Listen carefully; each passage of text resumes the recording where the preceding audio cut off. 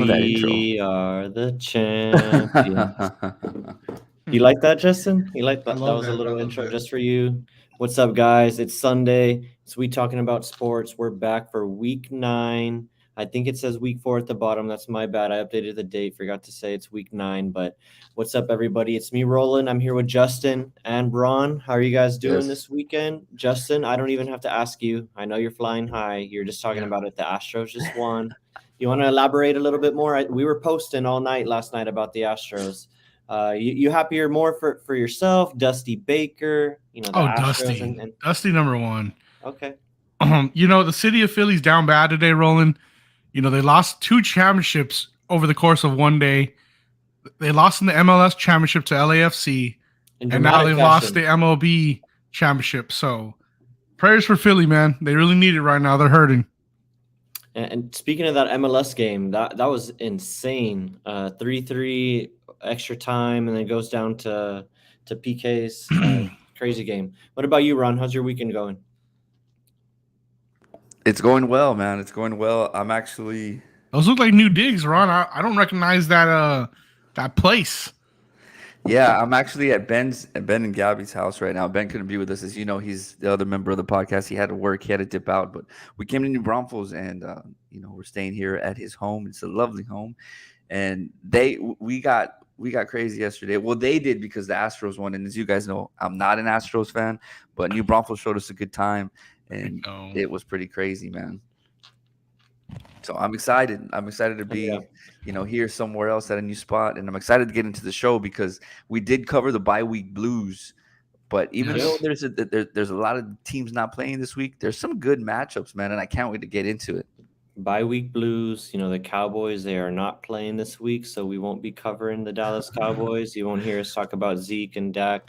But like Justin and Ron were talking about, and even myself, a champion was crowned last night, but we still got another season to talk about here with the NFL, which is right in the middle of things. And we're getting down here to the nitty gritty where teams become playoff contenders or teams solidify themselves for, bye weeks and whatnot, and other teams dip out and go for the NFL draft. So without further ado, let's get to it. Thursday, we did have a game. It was -14. We talked about it on the Look Ahead podcast. The Eagles were 14-point favorites with the 45.5 over under against the Texans on the road. Short week. Texans covered. The over under hit. We gave out some plays that day. We talked about it on Wednesday. We talked about, and even Justin said, hey, I stay away from these large lines. There's no reason to take these double-digit spreads, especially when you see them that they're not cashing at such a crazy clip. So, stay away. I listened somewhat. I couldn't stay away. As you can see here on the screen, I took the first quarter. I thought the Eagles were going to get out to one of their hot starts like they've been doing all year. They didn't do it. I see Ron here. You're on the Texans under 14.5. Bro, they hadn't scored more than 13 points, I think, and I don't know how many games in a row. And then they just come out very first drive of the game, like they've been doing it all year or something. Just march down the field, score a touchdown, and it's 7 points in. And you just didn't expect that to happen. The Eagles just literally let them march down the field on the first drive. They go into halftime tied 14-14. So I'm already like, okay, I can't get any more scores the entire game. And of course, as you know it, they kick a field goal and have 3 points the entire second half to ruin my bet. But I still think it was a smart play. They only scored 17 points, but it's still a loss at the end of the day. But luckily, we had you guys and Ben on the Astros to save the Thursday night, man. Yep, it was a nice victory for the Astros. Justin, I talked about it right now. You're talking about those large spreads. Is that how you expected the game to play out on Thursday? No, of course not. I didn't think it was going to be like that where Houston got ahead. I figured maybe in garbage time they would make up the points to cover the spread, but I never saw them, hey, they're going to get up ahead early and really give the Eagles a run for their money and make them work on a Thursday night. But, I should have expected something like that because Thursday nights are unpredictable, Yeah, never know what's going to happen. They got an early turnover out of Jalen Hurts, but Eagles able to recover, able to win, like we said, 29-17, and maintain their stranglehold on the NFC and the NFC East. Last undefeated team, right? As it stands right now. Yes, Yeah. Yes, sir. 8-0. All right, moving on.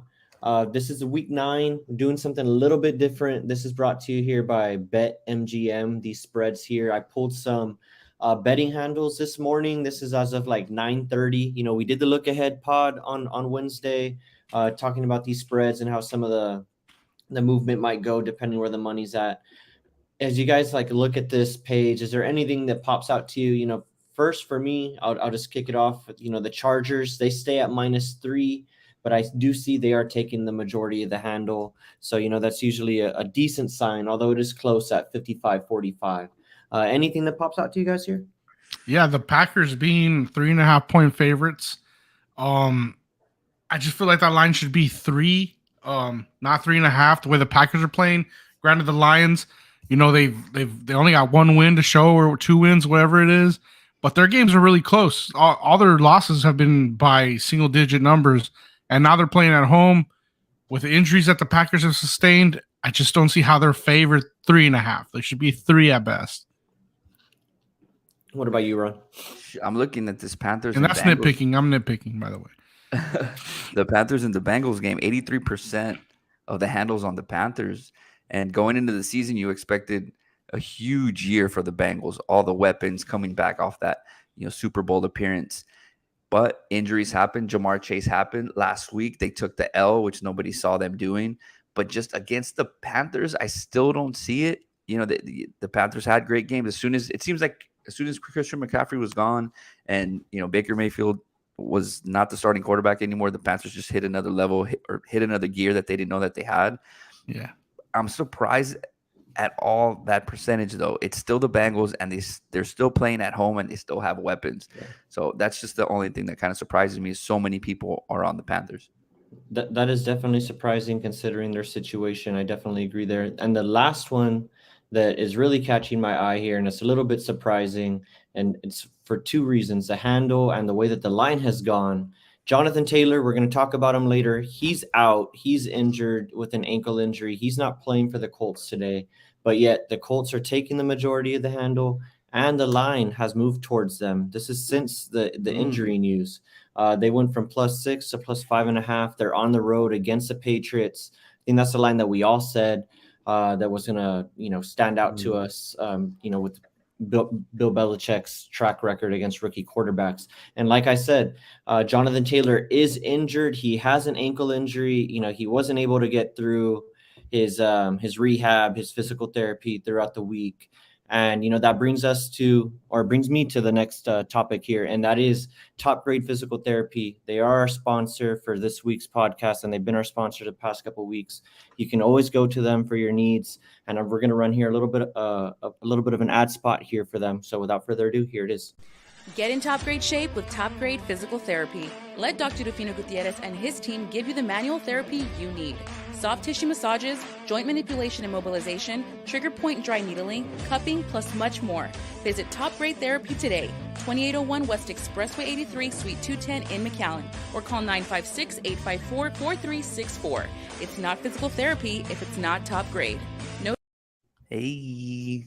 Yes. No, man, honestly, it's very like one-on-one there. So usually other physical therapy spots, they'll send you and it's just you get there and it's like, oh yeah, go talk to this, you know, person and go over there in the corner and do little exercises. But they're actually very hands-on with you. You know, Rufy and Val are great, and they take the time and they talk to you to find out what's really going on. It's more like of a personal experience. You know, it's not just, you know, you go, you do your little exercises for 15, 20, 30 minutes, whatever it is, and then you just leave and come back next week. They really want to find the problem, and they're very hands-on. So definitely go check them out.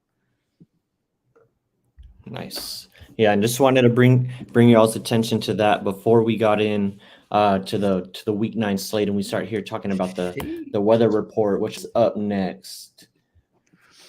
Having a little bit of trouble here. Excuse me. The computer's going a little slow. The weather here in New Braunfels ain't bad. How's the weather in the valley, Justin?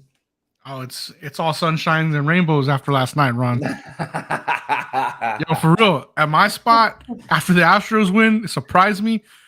It felt like 4th of July. I heard like fireworks going off, and I was like, yo, we're doing too much. We're doing too much out here, man. You and your dad. I couldn't believe that. It was like the scene from Sandlot when you guys are like running through the neighborhood and all the fireworks. Yeah, the fireworks on the 4th of July. Yeah, that's what it was like, man. Sweet America. Can only imagine how it was in Houston last night, and even man, I'm sure. today, I'm sure, and with the parade, I'm sure that's coming up. I do want to point out here with the weather, there is a weather game or two, and majority of it is just due to the wind. As you can see here, 17-mile-per-hour winds in that Dolphins and Bears game. That has a lot of people thinking that the Bears might be able to stick with the Dolphins, just being neutralized, because the Dolphins are Wow. high flying. They're high flying offense. They like to air it out.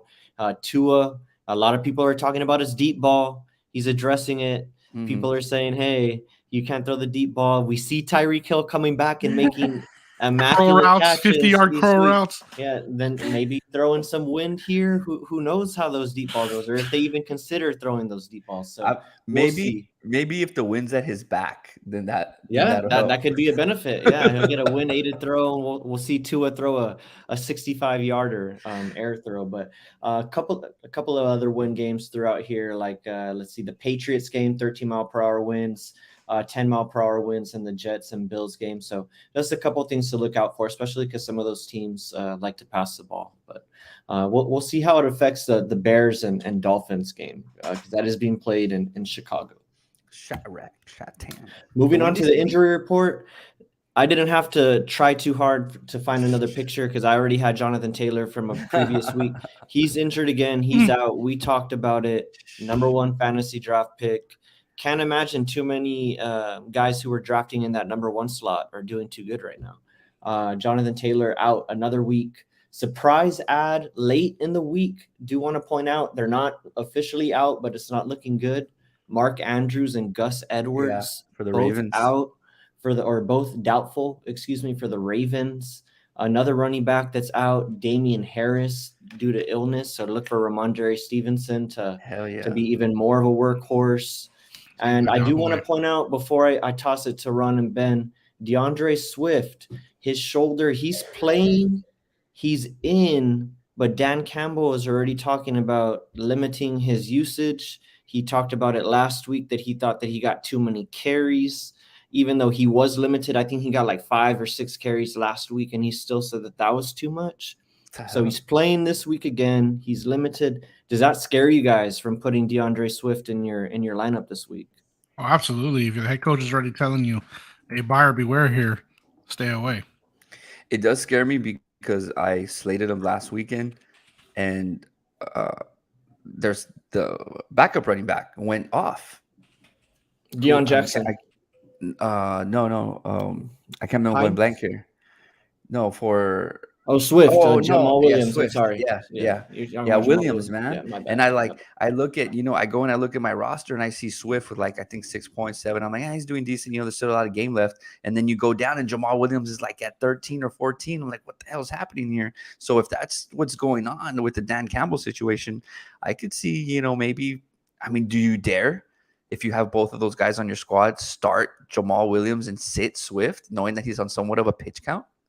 I think at this point, that's probably the safer play. I know it's crazy to think about it because Swift has the name, but, it's already been seen throughout the year, even with Swift healthy, they're quick to put Jamal Williams in as soon as they get in the 5 or 10 yard line down in the red zone. He is their goal line back. And it's not that Swift can't do it, but they just prefer Jamal Williams in the red zone. So if you already know that, and then what's going on with Dan Campbell wanting to limit DeAndre Swift, I think you would have to put in Jamal Williams over DeAndre Swift if you had to make that choice. Any other names pop out here for you guys? Debo still being out sucks. I'm sure a lot of people drafted him. Chuba Hubbard out as well for the Panthers. As soon as Christian McCaffrey was gone, he had a hell of a game, man. He went off. And then that that running back, I can't think of his name either right now. Texas, Deontay Foreman? Yeah, Deontay Foreman came out of nowhere. Wasn't he with the Falcons all those years ago? He was with the Texans, and then he moved on to another team, and now he's with the Panthers. Oh, okay, yeah. So he's been balling for them 2 weeks in a row. What about you, Jess? Anything else here you want to point out before we move on? Just the Jonathan Taylor injury, and I think I'll talk about it probably a little bit later in the fantasy portion of the podcast. Okay. All right, let's move on. As always, submit your questions about fantasy here in the comments on Facebook, Instagram, and Twitter, wherever we're at. you guys can get your questions to us, and we'll talk about them here and hopefully help you guys out. Flex zone, as Here we go. always, we've been doing pretty decent with these the last few weeks. Been giving you guys some good advice. There's been some whiffs, but that happens with the flex position. I'll kick it off. Joshua Palmer. I think I've played him before in this position in the flex zone, and I've played against the Falcons. I said flex DJ Moore last week against the Falcons. They're injured in the secondary. Terrell is out. He's out again this week. Palmer, similar situation. No Keenan Allen, no Mike Williams. He's automatically slotted into the wide receiver 1 role. Whether or not he can fulfill those shoes is another thing, but I just love the matchup against the Falcons again. I'm picking on Atlanta here, but I'm hoping it brings me at least, a touchdown out of Joshua Palmer today. So we'll see. Yeah, so for me, it's a 2-part thing. This is the beneficiary of running backs being hurt. You got Kenyon Drake, who's already the Saints' number 2 rushing attack when everybody was healthy. Now Gus Edwards is out. He's probably going to get a little bit more red zone touches. And the second part to it would be the Jonathan Taylor injury. You got Deion Jackson now stepping up to the plate. Deion Jackson would have been their 3rd stringer. Last week, Naheem Hines requested his trade. He's out of the picture. So that's going to free up Deion Jackson to get most of the carries today for the Colts. As you saw, money's coming in on the Colts. They expect something out of them today. If you're looking at a flex spot, look at those 2 running backs. That's my opinion. A little 2-piece from Justin today. I like that. All right, activity. What about you, Ron? And I got Trevor Lawrence here. Reason being is it's more of a play against that Raiders secondary, man. They didn't score. I mean, obviously we know that Las Vegas didn't score any points last week. They got shut out, but they gave up 24 points as well. They're the 32nd ranked defensive team for fantasy. And Trevor Lawrence has had, not the best games, but he's had some decent games. And I think that they're still going to go through him. That team still runs through him and his arm. His receivers aren't terrible. I think they come out. They're at home today. And I mean, it's hard because you can't flex a quarterback, obviously, but he was just somebody that I thought was probably still on the waivers. And being that it's the bye week blues, you might have to sit a quarterback. I think Dak is out. Maybe somebody had Dak or some of those other teams that were on the bye week, and you don't have a quarterback and you have to slot in somebody. He was probably available. At least he was in 2 out of my 4 leagues. So he's somebody that I think might, flex a little bit today on that defense of the Raiders. That's good. I like that look, Ron. Especially, like you said, what if you're a guy that's streaming too? Like you're just streaming week to week your quarterback. Like you had, what's his name? Daniel Jones. He's on bye this week. So you need another streamer, Trevor Lawrence. Good look this week. Just want to shout out my homie, Joaquin. He sent me a photo right now. He's watching from home on the big screen. Shout out, Joaquin, man. Thanks for tuning in, bro. Hell yeah.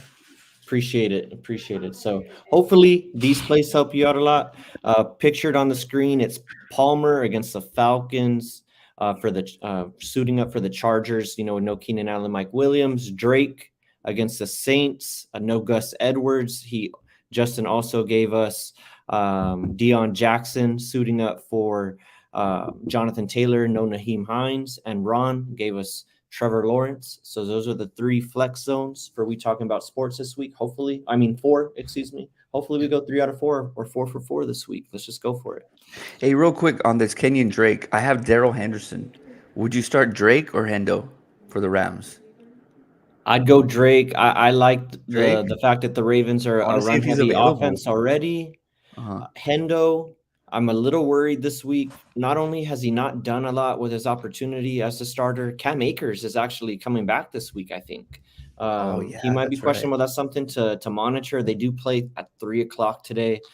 Kenyon Drake plays on Monday Night Football. So you got to consider that. You got to make those decisions. Got some time. Got a little bit of time.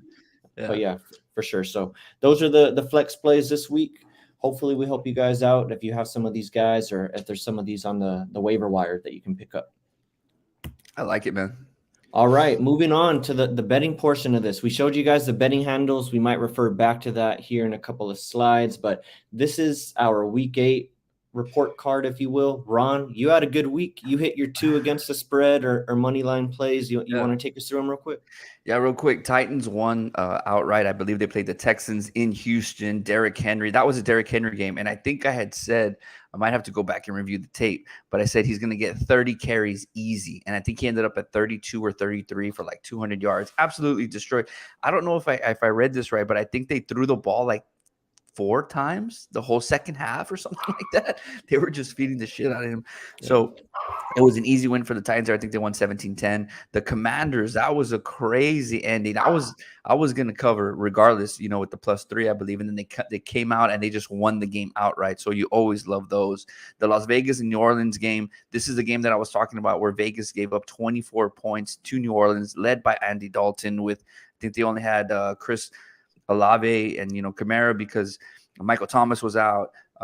Jarvis Landry was out as well. But I thought that Vegas would put up a little bit more of a fight. New Orleans did their job. They put up 24 points. If Vegas would have matched them, that would have automatically hit. But either way, I still went 2-1, and it was a successful week 8. I like it. Take us through your week 9 scorecard. We're going to keep it here with you. Let's do it, bro. Vikings -3. Let me see. I'm sorry, man. I don't. No worries. Vikings -3 against the Commanders. Yeah, They Vikings just got -3 against the Hawkinson. Commanders. Let me see. Patriots are playing. New England's And playing that's the 'cause Colts, and the Falcons are playing the Chargers. And that's because O'Connell said Hawkinson's in for a large workload this week. Yeah. So In his first week, so Sheesh. It's because I'm not in my home setting here, bro. I don't have my little sticky notes and all that stuff, man. Okay, so here we go. So we have. Okay, I got it. Sorry. So we got the Vikings 6-1 going against the Commanders. I've been on the Vikings all year. You guys know that I do have that prop for them. I think that they take care of the Commanders. The Commanders are a great team. They usually stick with teams. They don't.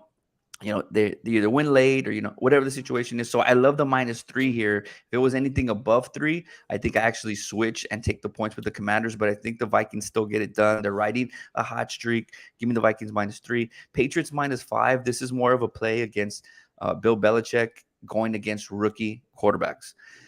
Ellinger, obviously we know that he's the quarterback for the Colts. I think Belichick's defense is going to confuse the hell out of him. The Patriots are playing in New England. I think 5 is safe. I think, anything 7 or 8, you're still kind of weary because their offense has looked a little strange, going 2 quarterbacks in one game even. But give me the Patriots here. Falcons +3 is my final play going against the Chargers. My Chargers, Herbie, Mike Will.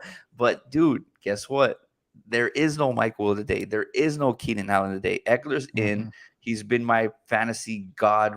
I've been riding him for like the past 4 or 5 years, but he's a little banged up. So kind of worried there. And the Falcons are hot, man. They're playing in hot Atlanta. They got, I think Patterson is back for them as well. Yes.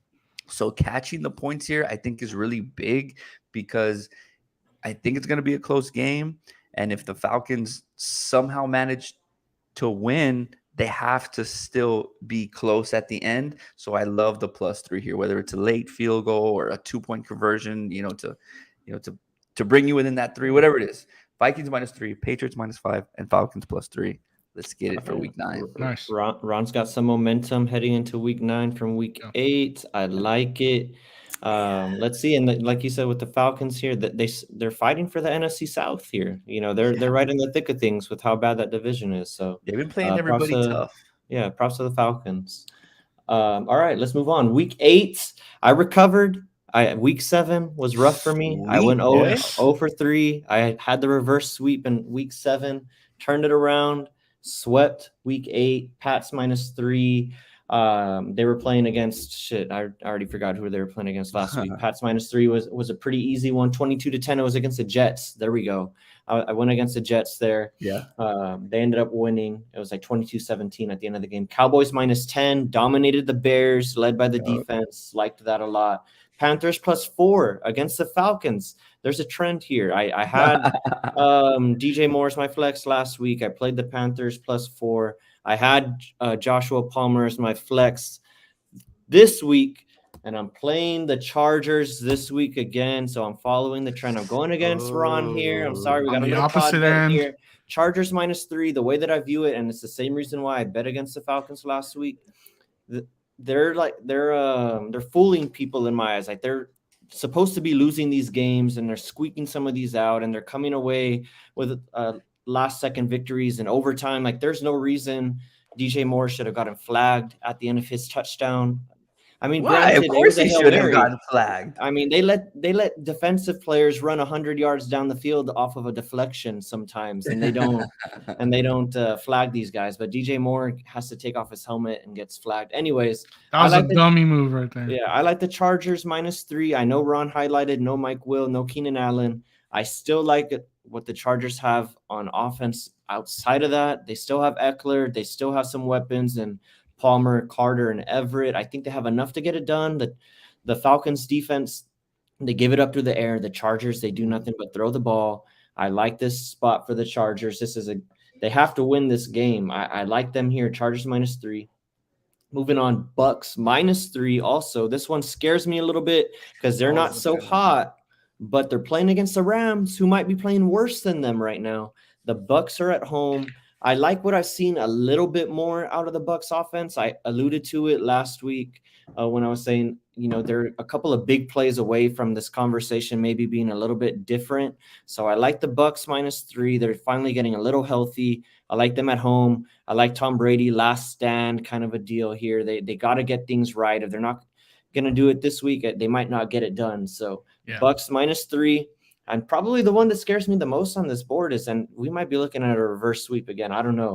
Raiders minus a goose egg last week. Yeah, Raiders -2 against the Jags. Those are your Jags. Your Jags, bro. I know. They spurned me a lot. Hopefully they don't spurn me like, the reverse way here, me betting against them.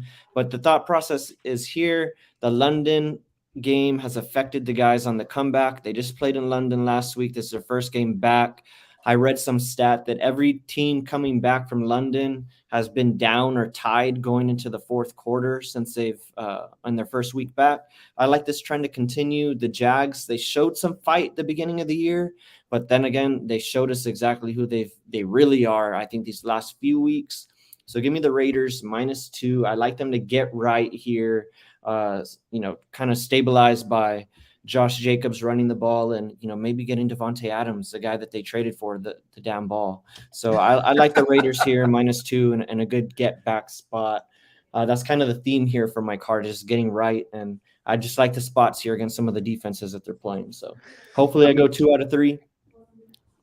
I like your card because I don't like taking really big lines. And if you can get all your plays under 3 like you have, -3 on the Chargers, -3 on the Bucks, I mean, that's awesome, bro, because they're a little bit less of a sweat sometimes. You're up 10, your team's up 10 and you're like, even if the other team scores a touchdown, I'm still good. So whenever you're in those positions, man, you love that. And and the spots here are kind of tough because we talked about it already throughout the podcast. Bye week blues, a lot of good teams are on bye this week, so you're really struggling to find these spots. That Raiders -2, that could have been the Seahawks +2 for me. I got scared off of that. I almost thought about taking them against the Cardinals. I almost thought about taking the Cardinals. I couldn't choose a spot in that game. There's just a lot going through my mind putting through this card together. But we'll see what happens here, week 9. Let's see. Justin, or actually we got Ben's plays here from week 8. He went 2 for 2 and 2 if you count his teaser. Philly -1, Buffalo -0.5 point, and Dallas pick'em. Pretty easy. Wasn't ever a sweat for him. Cash on the 49ers PK, death taxes, and Shanahan whooping on Sean McVay. That's just gonna happen. Ben bets it every time, and Ben cashes this bet every time. So props to Ben. 49ers PK. Didn't hit on that double-digit spread with the Bills that him and Justin were talking about, and Giants -3 did not cash, but Ben still went 2 and 2, so kind of in the black. Can't blame him there. Justin, I don't think I have. Oh, there we go. Yeah. Ron, you surprised me. We got a slide here. We got Justin's teasers. He's kind of taking my place here with the teasers, and he's been cashing. So Justin, take us through your teaser play here. Yeah, so two team 7-point teaser. Like I was talking about last week, I don't love the double-digit spreads. Well, the Bills are facing a 10.5 spread this week. I don't love them at 10.5. But guess where I do love them at? -3.5. They're playing the Jets. The Jets are we're on a hot streak. They've been going down lately. I think that trend continues. It is a division game. That's why I don't love Bills 10.5, because it's a division game, and division games usually get played a little tougher. Then let's all move over to the Ravens and the Saints. Every Saints win this year has been followed by multiple losses. They won last week. They beat the Raiders 24-0. I expect the Ravens to get the win, and you're getting them at +5. So even if they lose, I know you don't like to tease to 0 sometimes, but even if they lose, you can lose by 5, and you can still break even here. So give me this 2.17 teaser. I like it. And Justin, you're not worried about Mark Andrews. You're not worried about Gus Edwards. At the end of the day, that offense moves through LJ, and as long as LJ is moving, he's got his people that he can find. They still got Duvernay, who stepped up big time. I think they're still, a good play. I like it. I like the Ravens. I'm probably going to be on the Monday Night Football, so I like this teaser a lot. And you've been hitting these, so let's see. Yeah, I also think this is one of those games that the Ravens are that team where they're great, they're good, but then they have those questionable losses during the season. And I think that this could be a big spot for them. One, it's on the road. We saw what the Saints did to Vegas last week, shutting them out completely. I'm actually streaming, talking about, streaming quarterbacks and players in the flex zone. I had to stream a defense this week, and I picked up the Saints, and I'm streaming them as well because there's no weapons. Those weapons are out for Lamar. It's solely going to rest on him. And I think if you shut him down, you shut the Ravens down this particular week. So I streamed the Saints defense. So I like the +5 here. It should be a close game. And if you can get it under a field goal, I mean, I really like that Ravens. And they're favored in the game anyway. So yeah, like Roland said, man, this week it was kind of hard to find spots. So teasers and stuff like that is kind of where you want to be at. Yeah. Yeah, maybe some money line parlay action here and there, find some favorites to attach yourself to and go from there. But yeah, there were some tough spots like I talked about earlier. Like what do you guys think about, just real quick, just for conversation purposes? And we still got some people here watching. Thank you, everybody watching. Thank you, everybody in the comments. Much appreciated. But what are y'all's thoughts on the Cardinals and Saints game? Cardinals 2-point favorites, but I mean Cardinals and Saints, Cardinals and Seahawks. Cardinals at home 2-point favorites, but the Seahawks just whooped them a couple of weeks ago. Do you think the Cardinals, they've looked a little bit better with Hopkins? Do you think that's some of the reason why the line's like this? And are you buying the line? I'm absolutely buying the. Is that what that was? It's almost a pick 'em. It's at -1.5. The Cardinals on the money line are -130. The only reason I see them putting Cardinals ahead over the Seahawks is because Seahawks won at home by 7. I believe the score was 19-12, if I recall that right. So they're expecting the Cardinals to kind of reverse the script and win at home. Now, Hollywood Brown's out, but DeAndre Hopkins came back and kind of fixed all their problems there. They have a Hollywood Brown clone in Rondell Moore, so they're not going to lose out on him too much. I think I like the Cardinals today. I think it's a must-win for the NFC West. They're still in contention. That NFC West is up for grabs. The Seahawks are leading. The Rams are down. Niners are down. Why not the Cardinals? Why not make a chance and get yourself into the playoff spot? I like this game for a prop bet. Maybe, tied at half and then pick whatever team. Usually those bets are like +1,500, +1,800. This is another possible game where if you want to do something crazy, game to go to overtime with the line usually this short, pretty much a pick'em game. You can make a little cash if you don't mind sprinkling on game to go to overtime. Or call me crazy, but it happened at the beginning of the year. We were getting regular time ties and overtime ties to where the game completely ended in a tie and nobody won. So if you got some extra cash and you want to sprinkle on the game to completely end in a tie even after overtime, this might be the game to do it.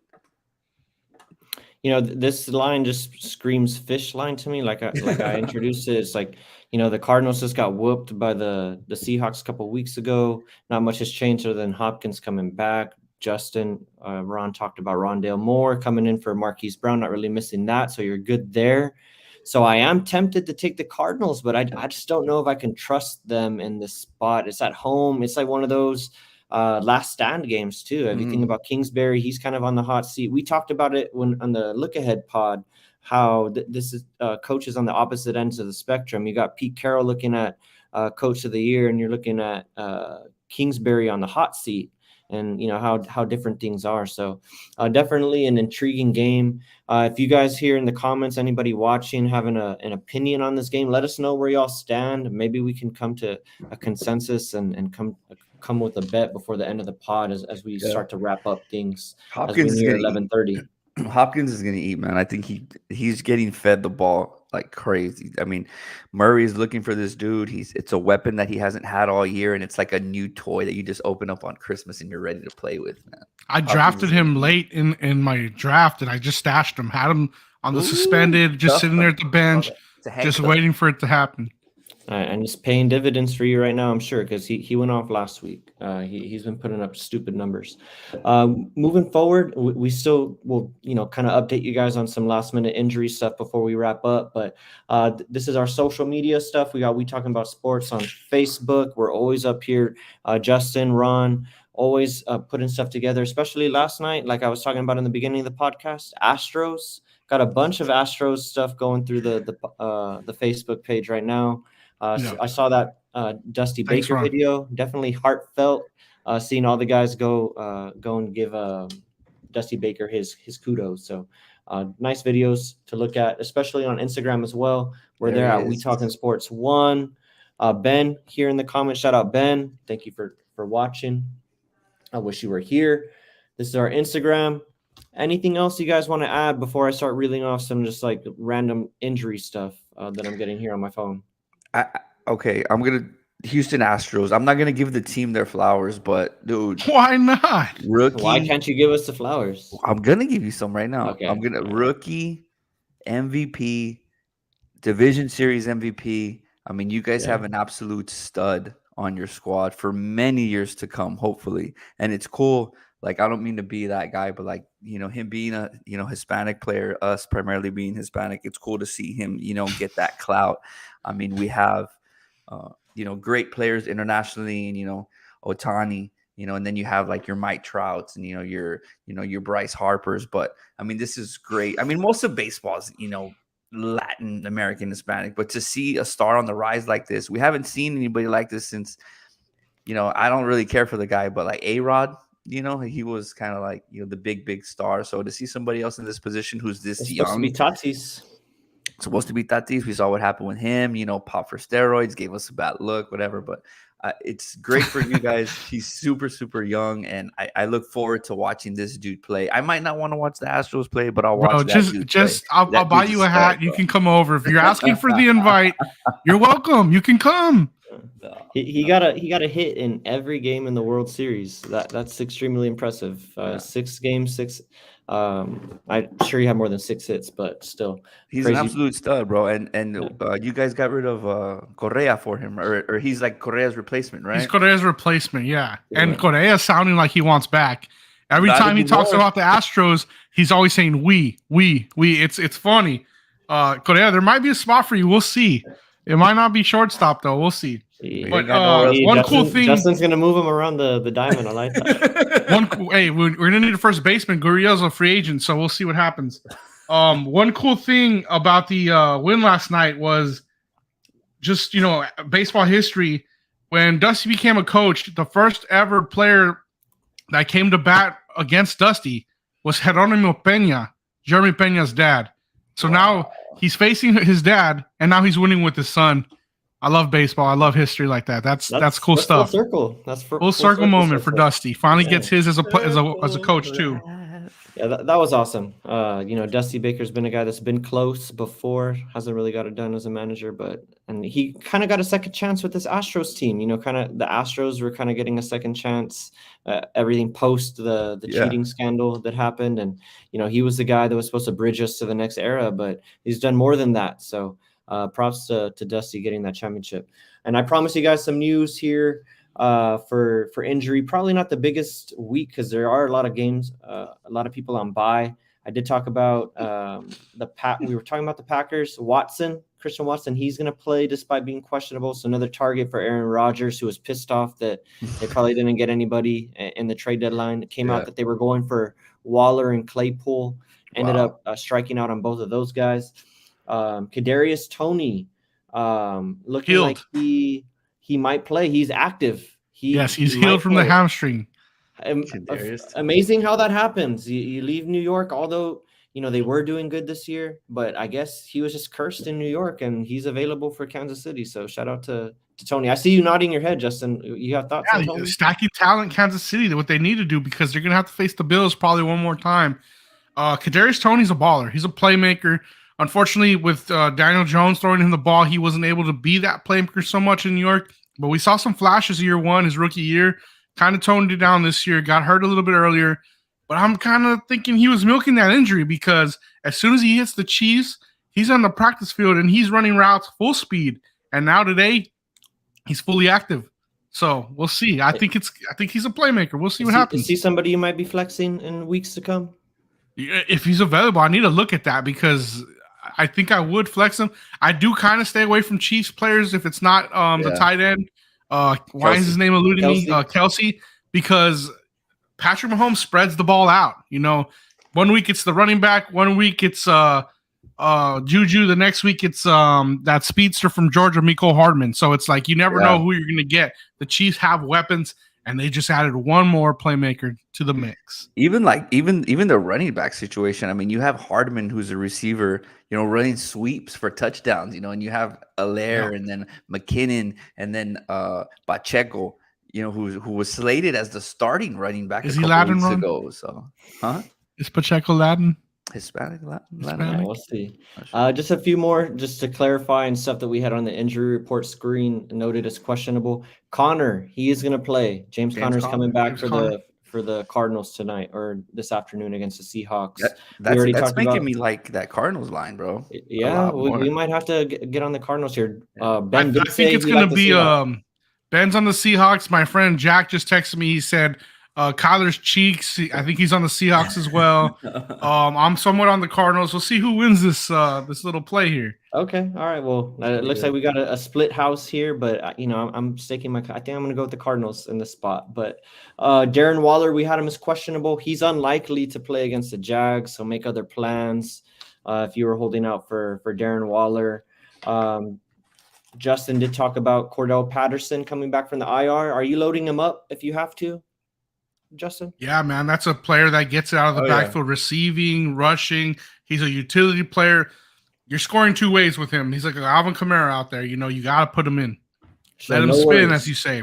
No worries for you either, Ron? What was that? I'm sorry. I said no worries for you either on Patterson coming back. No, man. I think he's a must start. I mean, you got to put that guy in your lineup. He was tearing it up the first 3-4 weeks. Yeah. So I think he's a must start. And if you have him, I mean, that's what you're waiting for. You're waiting for him to get healthy so you can roster him again. And with him being gone, you probably had to go to the waiver wire or do some kind of trade to where you got a running back that wasn't as great. So he's back in your lineup. You're starting the dude. So last name I'll touch on, and this is just because he was involved in a trade this past week, and it looks like he might play, and there's an injury in the backfield. Or actually, no, I read that wrong. I take that back. Zach Moss, he's with the Colts now? Yeah, am I reading that correctly? Okay, yes. Well, then never mind. Scratch that. So I think that's it, really, as far as one more. James Robinson is going to play. You guys worried about James Robinson and his usage this week, or are you loading him up? I'm chilling on James Robinson. I'm scared. I'm scared of Jaguars players being successful. I'm not loading that up. Well, yeah, and they're playing against the Bills this week. He's with the Jets. This is, I think, his second week with them officially. So he's there with Michael Carter. Tough matchup against the Jets. I personally benched Michael Carter in a matchup that I have. Kind of scared about him going up against the Bills with such a large spread. There's a blowout potential there, although Michael Carter has been somewhat involved in the offense throughout the course of the season. Still scared. So I wouldn't load up James Robinson here, but different situations call for different, calls. If you're looking at your team heavy bye week, you got some injuries going, you might have to throw in James Robinson. So and you just hope And you just hope that he catches passes out of the backfield because I see them, being down to the Bills. So that running game strategy is probably going to go out the window quick if they're down, 14 early. So if if you trust that he can catch the ball, as a pass catcher, even though he's the second, RB2 on the team, then maybe you give him a shot. But other than that, I think you might just have to stay away. And I think that wraps it up really for all the news that I wanted to get out as far as injuries are concerned and who we should look to start and whatnot. Anything else that you guys want to talk about today before we move on? No, just some news that we have coming up next week. Everybody get ready because something pretty big's coming. That's all I'm going to say. Yeah, we'll start a countdown for that big news hopefully pretty soon. I Yeah. do want to highlight the Kansas City, Tennessee game. Patrick Mahomes through November and December, I don't know, it's like 20 plus games. He hasn't lost. He's pretty clutch November, December. The last time he's lost in one of those months against the Tennessee Titans, and they're playing them today. Oh, shit. So With we'll the see. backup quarterback. And there seems to be a little bit of gamesmanship going on in that game. They're not revealing Tannehill's status until pregame really? warmups. Could be Malik. Okay. Yeah, so we'll see what happens there with the starting quarterback. That line is at minus 12.5. So we'll see. Justin might be on the Titans. I don't know about all that, but I wanted to point the stat out that he's pretty clutch in November, December. I like Justin's on Titans money line today. If they win, I'll claim that I was, but I'm not saying out loud. Other than that, man, we've been doing a pretty consistent show on Wednesday. If you guys, if you have some time on Wednesday, kick with us on Wednesday. It's a Wednesday look ahead, Wednesday waiver. We kind of cover everything that's, going to be for, in this situation, week 10. We'll cover that. Justin likes to do a show on Wednesdays as well. His, college show. College was crazy. Didn't even talk about college. We didn't even talk about college. I mean, insane day yesterday. I mean, the ranked squads. That's a whole nother story, but we do a college show on Wednesday. So join us if you're really into college on Wednesday, and then obviously our Sunday shows. Got to recap it. There's a UFC. Are you guys going to do UFC for next Saturday? Definitely, right? MMA Tap Hour for sure. Yeah, Alex Pereira and Israel Adesanya, two middleweights meet up, and I think Rose might be fighting. I'm not 100% sure, but I saw her on a banner. So I don't know if she's just involved in the promotion. I don't know what's going on. Yeah, you guys got to recap that college football. I know this Wednesday you guys are going to have another show, but you guys got to recap that and lead with, is this the downfall of the Crimson Tide dynasty? That's got to be the shit. And Bama. Just to touch on it, this could be the first year that we don't see Bama in the college football playoff since it ever existed. And the quarterback that's on their team happens to be last year's Heisman Trophy winner. Crazy. Yeah, I see Justin looking down. He's probably typing in some thoughts, getting ready to write their eulogy on Wednesday. Well, it's 11:30. They're out of the playoffs in my eyes. I think they're done for the year. This is a team that could have had 3 losses throughout the year anyway. So I think that's it for them. Probably could still see 2 SEC teams, but we'll get to that Wednesday. We'll get to that Wednesday. But it is 11:30, 11:35. I know you guys have. You want to go tinker your lineups. You want to make sure that your correct lineups are right after all the news and all the updates that Roland just gave you on the injury report and on the flex zone. So we'll give you guys time to go do that. Get your lineups ready. Get your popcorn ready because good luck, everybody. It's gonna be a great week, and let's all cash. Man. Let's cash. Let's win, and everybody. From We Talking About Sports, man. We out.